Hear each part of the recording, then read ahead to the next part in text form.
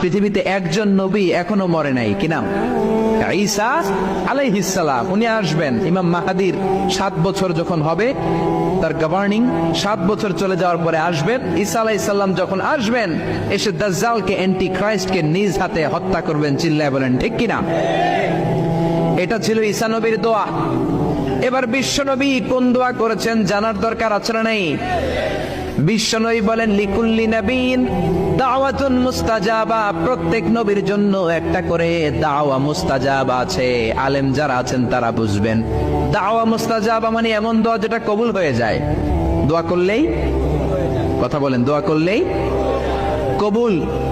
এরকম দোয়া রব্বুল আলামিন সব নবীকে একটা একটা করে দিয়েছেন। ওই দোয়াটা করলেই সেকেন্ডের মধ্যেই কবুল করে দেয় কে? সব নবী ওই দোয়া দুনিয়াতেই করে ফেলেছে। বিশ্বনবী বললেন, লিকুল্লি নবীন দাওয়া মুস্তাজাবা। সব নবীর জন্য একটা স্পেশাল দোয়া আছে, দাও বিহা, যেই দোয়াটা নবীরা দুনিয়াতেই করে ফেলেছে। ওয়া ইন্নী আখতাবিউ দাওয়াতি শাফাআতান লি উম্মতি ইয়াউমাল কিয়ামাহ। আল্লাহু আকবার। আর আমি আমার দাওয়া মুস্তাজাবা স্পেশাল দোয়াটা এখনো করি নাই। আমার দোয়াটা এখনো আমি জমিয়ে রেখেছি। কিয়ামতের কঠিন ময়দানে আমার উম্মত যখন বিপদে পড়ে যাবে, আমার উম্মতের জান্নাতে যাওয়ার ব্যাপারে ঝামেলা লেগে যাবে, আল্লাহর অনুমতি ক্রমে শাফাত করে করে আমি আমার উম্মতদেরকে জান্নাতে ঢুকিয়ে দেব। তখন আমি ওই দোয়াটা করব। বিশ্বনবী সেজদায় পড়ে থাকবেন কিয়ামতের ময়দানে। সব নবীরাও বলবে, ইয়া নাফসি ইয়া নাফসি।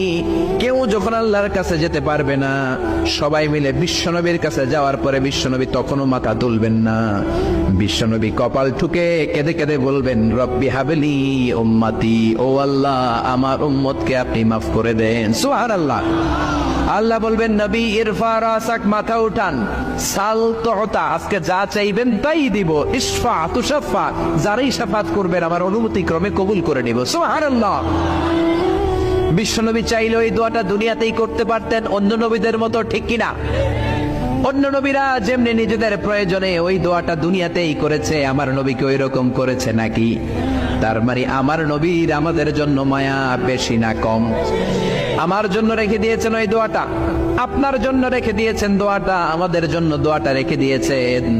আমরা যখন কিয়ামতের ময়দানে বিপদে পড়ে যাব, বিশ্বনবী দোয়া করে করে আমাদেরকে জান্নাতে ঢুকিয়ে দিবেন, ঠিক কিনা? বিশ্বনবী দুনিয়াতে কম আঘাত সহ্য করেন নাই। যেই লোকটার বাইরের চামড়া থেকে রগ দেখা যেত, রগের ভেতর দিয়ে যে রক্তগুলো দৌড়াদৌড়ি করে সেটাও দেখা যেত। সুবহানাল্লাহ।